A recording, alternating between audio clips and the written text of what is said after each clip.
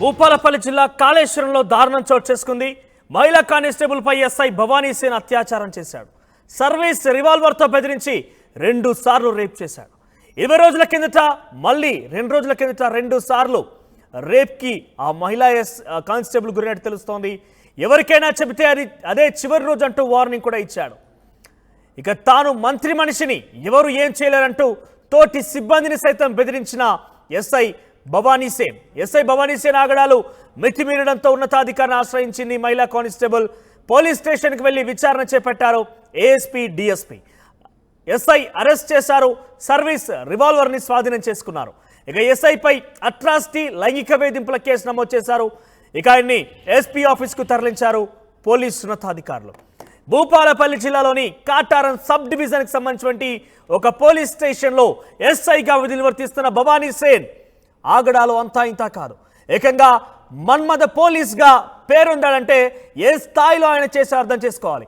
కింది స్థాయి పోలీస్ కానిస్టేబుల్ని, మహిళా కానిస్టేబుల్ని నయవంచన గురి చేసి పోలీస్ రివాల్వర్తో బెదిరించి ఎవరికైనా చెప్పానంటే ఇదే చివరి రోజు అంటూ కూడా తనని బెదిరించి తనపై లైంగికంగా దాడి చేసే ప్రయత్నం చేశాడు. తనని రేప్ చేసే ప్రయత్నం చేశాడు. ఇన్ఫాక్ట్ ఈ అంశం చాలా ఆలస్యంగా వెలుగులోకి వచ్చింది. మాట్లాడదాం. ఇదే అంశానికి సంబంధించిన ప్రతినిధి వెంకటరత్నం సిద్ధంగా ఉన్నారు. వెంకటరత్నం, సో ఎవరు ఆ ఎస్ఐ ఈ రకంగా చేస్తున్నప్పటికీ పోలీసు ఉన్నతాధికారులకు సంబంధించి చాలా ఆలస్యంగా వెలుగులోకి వచ్చింది. ఇన్ఫాక్ట్ ఆ కానిస్టేబుల్ని కొంత వార్నింగ్ కూడా ఇచ్చినట్టు తెలుస్తోంది. అప్డేట్స్ ఏంటి?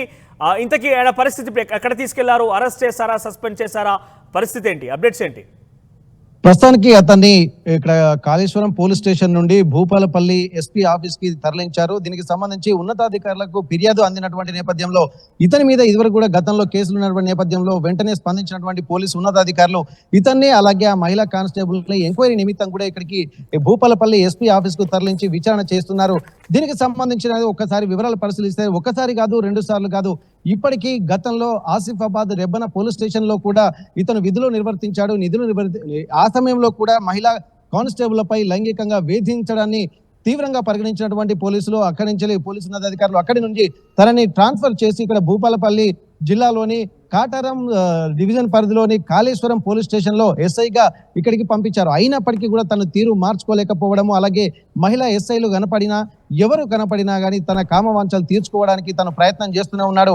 ఇప్పటి వరకు చాలా మంది కంప్లైంట్ ఇచ్చినప్పటికీ కూడా కంప్లైంట్ తీసుకున్నటువంటి వాళ్ళు మందలించి వదిలిపెడుతున్నారు తప్ప చర్యలకు ఉపక్రమించలేదన్నటువంటి ఒక ధైర్యంతో తను ఇంకా అరాచకాలకు పాల్పడుతున్నటువంటి పరిస్థితి. చివరికి మొన్న అంటే కాళేశ్వరం పరిధిలో ఉన్నటువంటి ఆ పోలీస్ స్టేషన్ లో మహిళా కానిస్టేబుల్ కి కూడా తను ఉన్నతాధికారి కాబట్టి కానిస్టేబుల్ కు ఫోన్ చేసి తన కాలు విరిగింది, ఇంటి దగ్గర ఉన్నాను, కొద్దిగా అర్జెంట్ గా రమ్మని చెప్పేసరికి ఉన్నతాధికారి ఆపదలో ఉన్నాడని గ్రహించినటువంటి ఆ మహిళా కానిస్టేబుల్ వెంటనే హుటాహుటిన ఇంటికి వెళ్లేసరికి వెంటనే డోర్ బిగించి తను రివాల్వర్ తో బెదిరించి అత్యాచారానికి పాల్పడినట్టుగా తెలుస్తుంది. అప్పటి వరకు కూడా తను ఎవరికి చెప్పుకోవాలో తెలియక తన మనసులోనే కుమిలిపోతున్నటువంటి స్థితిలోనే మళ్ళా 2 రోజుల క్రితం కూడా తన ఇంటికి రాత్రిపూట చేరుకొని మళ్ళీ అదే అత్యాచారానికి పాల్పడ్డట్టు తెలుస్తుంది. ఇప్పటి వరకు ఈ సంఘటనలు ఎవరికి చెప్పినా గానీ తాను ఎట్టి పరిస్థితుల్లో బయటకి పొక్కినా గానీ తను అంతం చేస్తానన్నటువంటి ఒక బెదిరింపులు, అలాగే రివాల్వర్తో బెదిరించి అత్యాచారం చేసినటువంటి ఘటన కూడా తీవ్రంగా కలిసివేస్తుంది.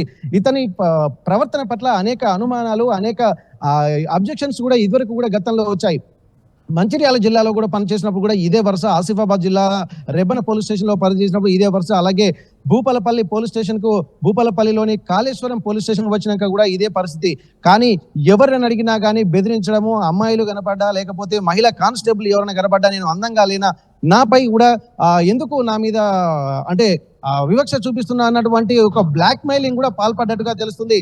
దీన్ని దృష్టిలో పెట్టుకొని ఆ మహిళా కానిస్టేబుల్ కూడా భయంతో బిక్కుబిక్కుమంటూ ఉన్నతాధికారులకు చెప్పినప్పటికీ కూడా పూర్తి స్థాయిలో యాక్షన్ తీసుకోకపోవడము ఇతని పనితీరు మరింత విచ్చలవిడిగా తిరగడానికి కూడా కారణమైంది అని చెప్పుకోవచ్చు. ఇది ఒక లైంగిక అత్యాచార కేసులే కాకుండా అనేక చిల్లర వ్యవహారాల్లో కూడా తను దోషిగా ఉన్నాడని చెప్పి తెలుస్తుంది. కానీ బయటకు చెప్పడానికి కూడా ఎవరు సాహసించలేకపోయారు. ఇసుక దందాలకు సంబంధించి కానీ అలాగే ఇక్కడ చుట్టుపక్కల ఉన్నటువంటి ప్రతి చిన్న విషయానికి కూడా డబ్బులు వసూలు చేసేటువంటి కార్యక్రమం కూడా చేపడుతుందని చెప్పి తెలుస్తుంది.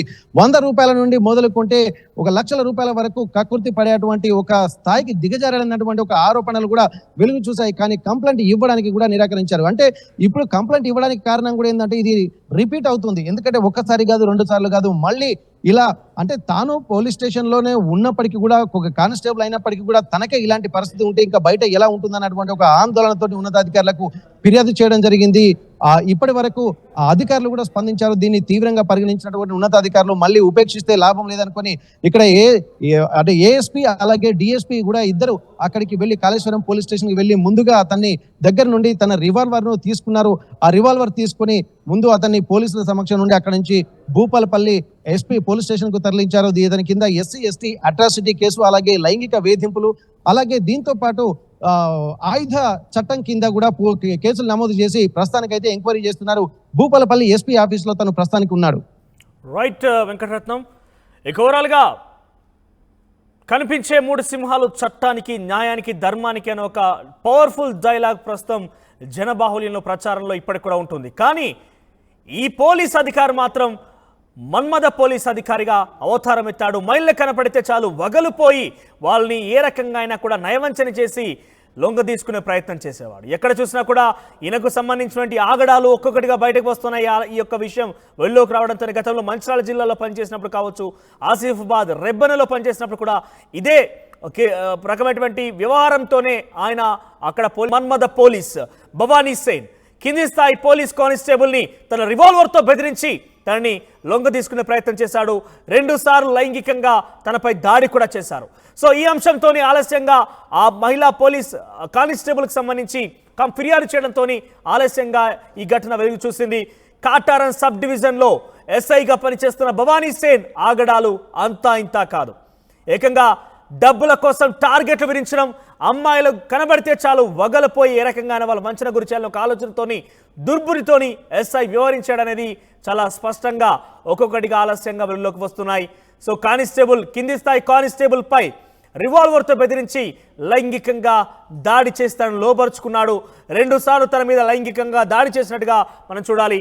ఈ యొక్క కానిస్టేబుల్ మహిళా కానిస్టేబుల్ ఫిర్యాదుతోని అక్కడ భూపాలపల్లి జిల్లాలోని ఎస్పీ, ఏఎస్పీ, డిఎస్పీ ముగ్గురు కూడా రియాక్ట్ అయ్యారు. ఏఎస్పీ, డిఎస్పీ వచ్చిన ఆయన దగ్గర నుంచి రివాల్వర్ని స్వాధీనం చేసుకున్నారు. ప్రస్తుతం ఆయన భూపాలపల్లి జిల్లా ఎస్పీ ఆఫీస్లో ఉన్నారు. సో ఇటువంటి ఒక నయవంచకుడు, ఇటువంటి ఒక దుర్బుద్ధి కలిగినటువంటి పోలీస్ అధికారుల వల్ల యావత్ పోలీస్ వ్యవస్థ మీద నమ్మకం లేకుండా పోయే అవకాశం ఉంది.